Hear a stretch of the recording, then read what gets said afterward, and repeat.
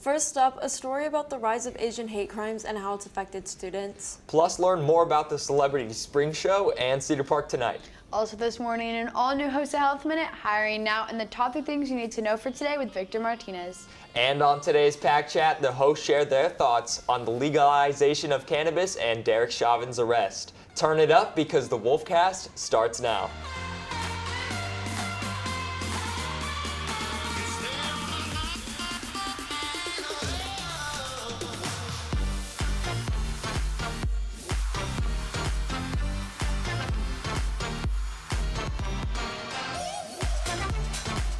Good morning, Cedar Park High School. I'm Ellie Neal, and I'm joined this morning by Abby Martinez and Luke Johnson. With backlash towards the Asian community about the COVID-19 pandemic, a new movement has begun to stop Asian hate. Reporter Imogen Mail finds out more on how Asian hate has affected the Cedar Park community. With the spread of COVID-19, some people have turned their anger towards the Asian community. I found out how that has affected students at Cedar Park High School. Since coronavirus shutdowns began last March, thousands of Asian Americans have faced racist verbal and physical attacks or have been shunned by others. The report by Stop AAPI Hate documents 3,795 racially motivated attacks against Asian Americans from March to February, noting that the number is likely a fraction of the attacks that occurred because many were not reported to the group. And I also think that, yes, the pandemic did have a lot to do with the current outburst of Asian hate. Not to get too political, but our former president did call the COVID the Kung flu at one point in the China virus, which I think was, in some sense, a main contributor to the recent hate and physical outlashes against Asians. I feel like Asian racism is a lot more underhanded and not as obvious. It's a lot of like jokes that go under the radar and things like that. So I think this is a good movement. I think it's important for a lot of Asians in this country. After the shooting of the women in the massage parlors, like around like spring break, I think it was, I'm glad that like finally like awareness is being brought to it and there's like more protests, and like it's sad that had to happen for like something to be done, but Yeah, definitely. Like we saw this in Minneapolis last year, and we see how far it's gotten us with Derek Chauvin's arrest. So I'm glad we've progressed, and we continue to keep progressing. Yeah, definitely. I mean, I know people personally that have been affected by Asian hate in Austin, and I mean, you would just think it's so crazy that, you know, some people are blaming a group of people for the origin of a virus. Definitely. Doesn't make sense, but. spring activities are wrapping up as the end of the year closes in. Cedar Park Celebrities dance team has one more show before summer. Like many other sports and extracurriculars, the high school dance team has worked to keep up their normal routine. Their Stardust Spring Show will be the Celebrities' final show of the year, performing along with other Cedar Park dance teams to finish the year off strong. Spring Show is basically our chance to show off all of our dances that we've done throughout the year and the pieces that we've had choreographed for us. And it's one of those opportunities that just comes once a year, and we get to include the middle school and some other performances from dance companies around town. And it's a really fun experience because everybody gets to come together and we get to show off what we do throughout the year. The performances are on April 22nd, 23rd, and 24th at 7 p.m. in the Pack, or it can be watched virtually at the same time. Ticket sales are live and can be found on the CPHS Celebrities website, along with the link to the virtual show. The end of the year is quickly approaching, and what better way to celebrate than by tuning in to the annual Cedar Park Tonight Show. The Cedar Park Tonight Show is a variety show put on by Broadcast, including game shows, comedy, appearances by the band and dance team, and more. Students will be able to watch online or tune in at the Pack. Make sure to catch Cedar Park Tonight, April 30th at 7 p.m. in the Pack. You can also find the link to tickets on our Insta at Twitter at CPHS News. Now here are your top 3 things.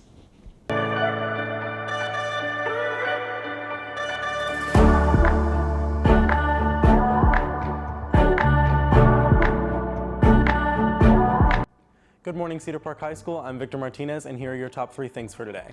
First, a U.S. jury found ex-police officer Derek Chauvin guilty of murdering George Floyd in Minneapolis last May.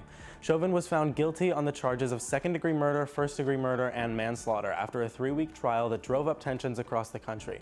Chauvin's bail was immediately revoked and he was placed in custody. His sentence will likely be announced within the next few months, and Chauvin could reportedly spend decades in jail. Next, legislation moving in the Texas House and Senate would restrict the rights of transgender youth under the age of 18 from seeking gender validating surgery, medication, or hormone treatment. An introduced Senate bill would even revoke the medical licenses of healthcare providers who performed such surgeries or prescribed such treatment to anyone underage. A bill that passed last week in the Senate would prevent public school students K through 12 from participating in sports designated for the sex that isn't the sex that they were assigned at birth. A bill introduced in the House could extend this to Texas colleges and universities. Equality Texas CEO Richard Martinez says Texas has filed more anti-LGBTQ bills this session than any other state legislature. Last, 2 men were killed in a car wreck near Houston when a Tesla that was not being driven by anybody crashed into a tree, bursting into flames and killing an occupant in the passenger seat and a second passenger in the back. The car failed to navigate a curve and veered off the road. Elon Musk rejected claims that Tesla's semi-automated driving system was to blame, saying that the data logs they have recovered so far show that the Tesla autopilot feature, which still requires drivers' attention at all times and doesn't make the car autonomous, wasn't even on in this case. That's all I have for you today. With CPHS News, I'm Victor Martinez. Back to y'all. I mean, I'm just so confused by that Tesla story. I mean, it said that autopilot wasn't even enabled on the Tesla when it happened, but there was no one in the driver's seat.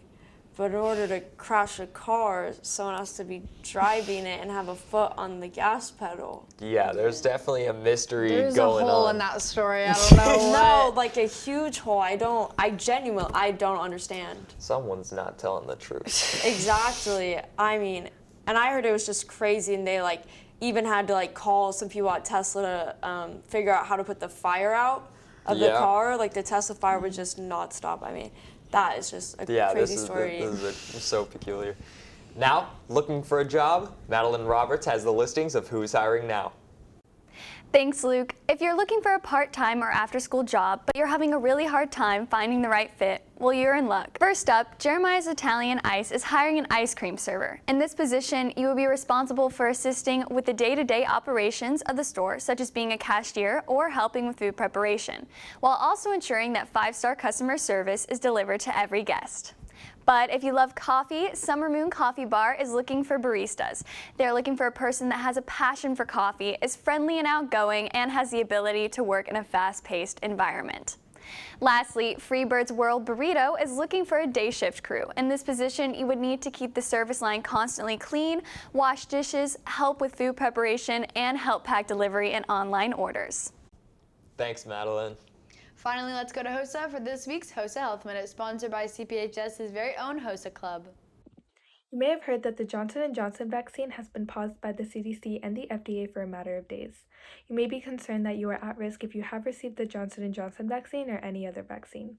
We are here to tell you that the risk of developing these symptoms is incredibly low, and while this pause is important to reaffirm the safety of the vaccine, vaccination is still incredibly important to move life back towards normal. Johnson & Johnson has stopped because dangerous blood clotting was found in 6 cases of females ages 18 to 48 years old. It is unknown if any previous autoimmune deficiencies played a role in the disorder. The type of blood clots which arose are called cerebral venous sinus thrombosis, CVST, which are often seen in combination with very low blood platelet counts, thrombocytopenia.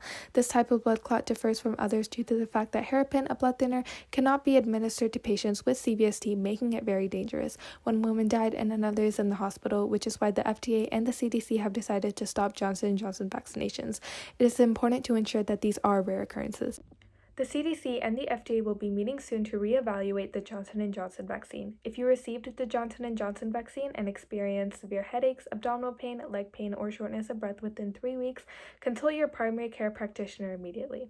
Minors can only receive the Pfizer vaccine, which is incredibly safe. Do not let this deter you from being vaccinated. These cases are incredibly rare, and vaccination can help prevent the deaths of thousands. For happy, healthy Cedar Park with your HOSA Minute for today, I'm Harshini Adipalli. Thank you, HOSA. That's all we have for you today, but stay tuned for an all-new Pack Chat. Make sure you're keeping up with all of our content, so head over to our YouTube at CPHS News. You can also follow at CPHS_sports for more sports content. You won't want to miss our show this Friday, so make sure to tune in. Thanks for taking time to join us this morning. With CPHS News, I'm Luke Johnson. I'm Abby Martinez. And I'm Ellie Neal. Remember to make it a great day or not, the choice is yours. Stay tuned for an all-new edition of the Pack Chat.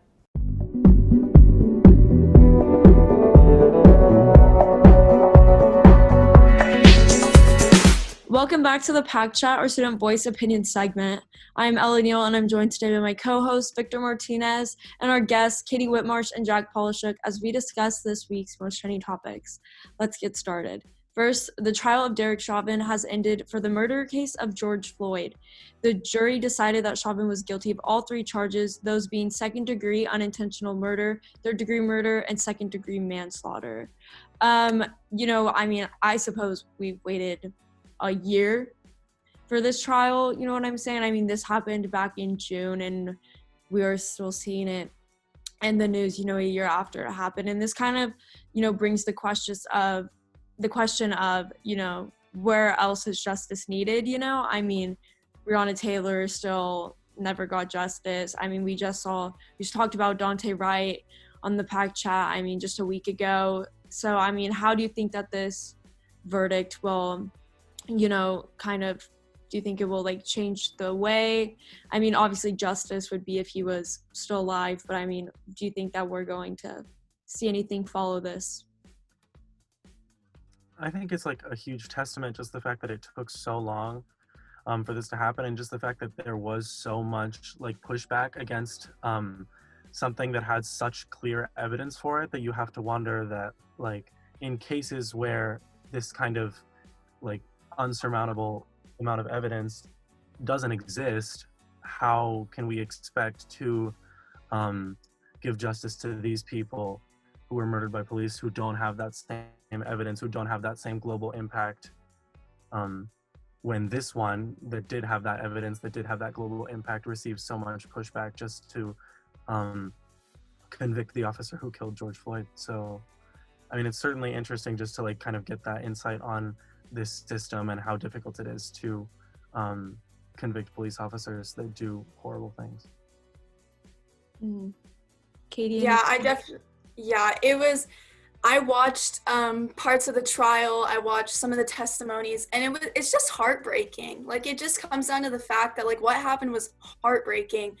And to finally, get the verdict of the trial, did y'all see the reactions of the family members? They were tears of joy.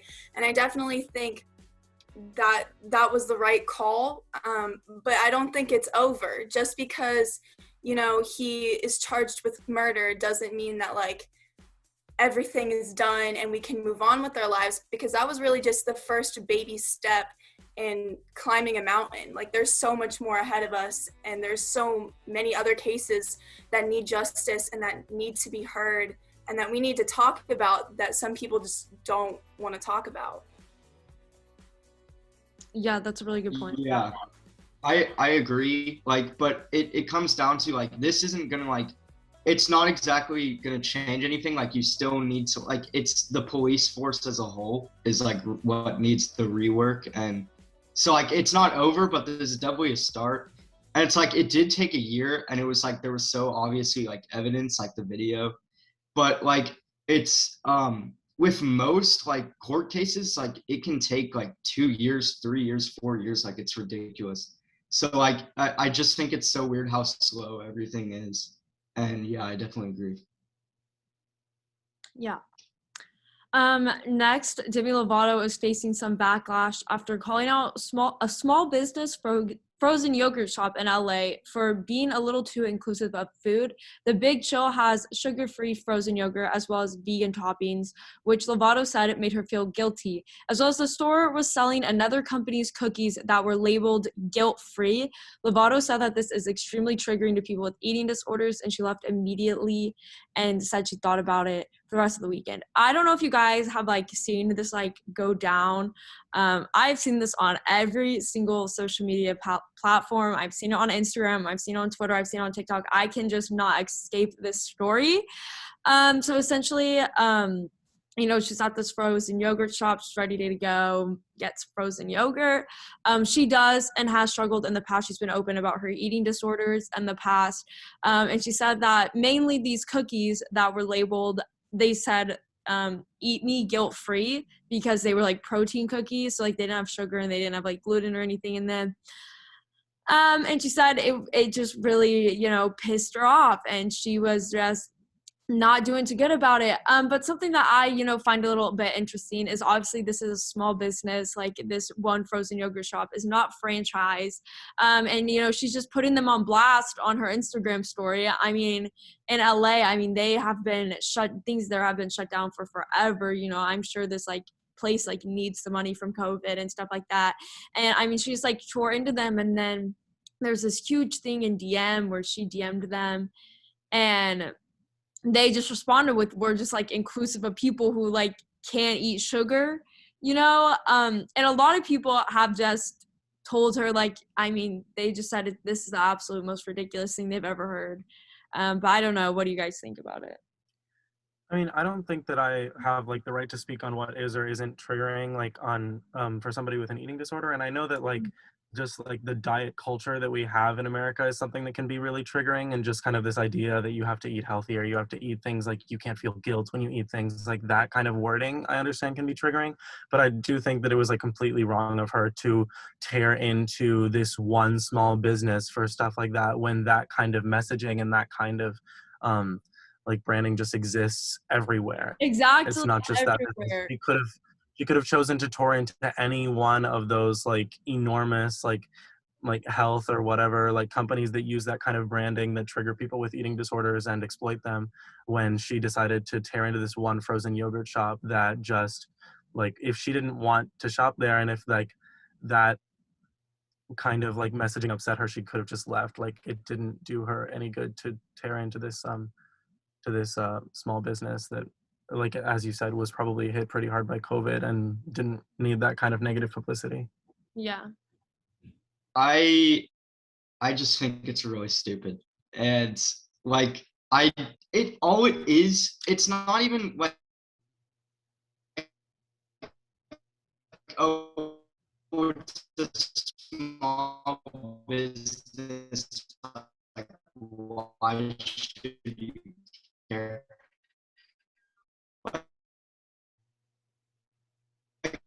All these just over a cookie joke, because hey, these cookies are healthy, so that should.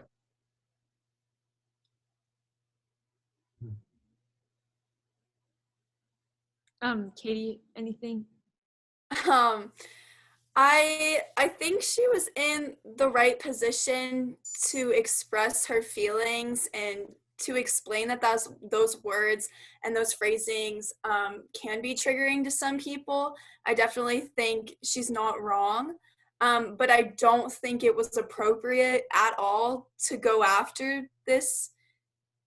It's a small business. Like y'all said, we see this type of phrasing and wording everywhere. It's everywhere. It's in big businesses. It's in small businesses. It's publicized everywhere. So I think going after this one little franchise, I don't think there was any justice served other than just creating mass chaos on the internet, which just left everyone confused. Yeah. No, I definitely agree. And some were just very confused by her intentions, and it was very interesting to see. Yesterday was April 20th, also known socially to some as a marijuana holiday. Texas Representative James Talrico used the holiday to push for legalization of the substance in Texas. He filed a bill to go to the Texas House where they will vote. It will also expunge people's records for marijuana charges. We have just been seeing states so often, legalizing weed nowadays. What do you guys think about it? I think, it was kind of smart of him to use that date to do that, get a lot of publicity on the issue, because it is kind of interesting that it's not interesting, it's really sad actually that for something that's legal in some states in America, you can go to jail for over 10 years in a different state in America for. So, I mean, what do you guys think about this? Bill? I was like, I kind of like didn't know about like why marijuana was like illegal, and like I looked up, like I watched videos about it, and it's just like the only reason it is illegal is like it's for a lot of racial reasons. Like Hispanics were using the drug a lot, and then like it was racially motivated to make it illegal.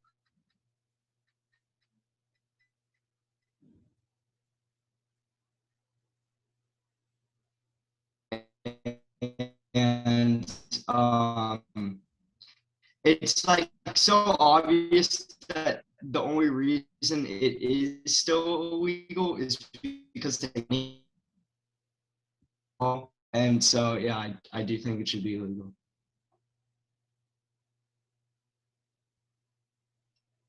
Yeah, for sure. I mean, I think like what like Ella was saying, the discrepancies among states is so interesting to see. And I think like at the very least, like the fact that Texas hasn't decriminalized something as like something like a drug like weed like is just crazy, because like people should not be going to jail for that. And I think legalization is definitely the way to go for this state. So I hope that that's something that happens. Mm-hmm. Yeah, I mean, I don't have much of a stance on legalizing drugs. I mean, I know, at least for recreational purposes, I know for medical reasons it's a whole other story. But I just think it's interesting. I mean, on such a day that, you know, kids our age are just like, oh, 420, you know, that's just something that people just notice. I think that's a really good strategy to push for the legalization on that day instead of just any other day. Mm-hmm. Definitely. And that's all you have for today. Remember to Wolfpack, there's always time to chat.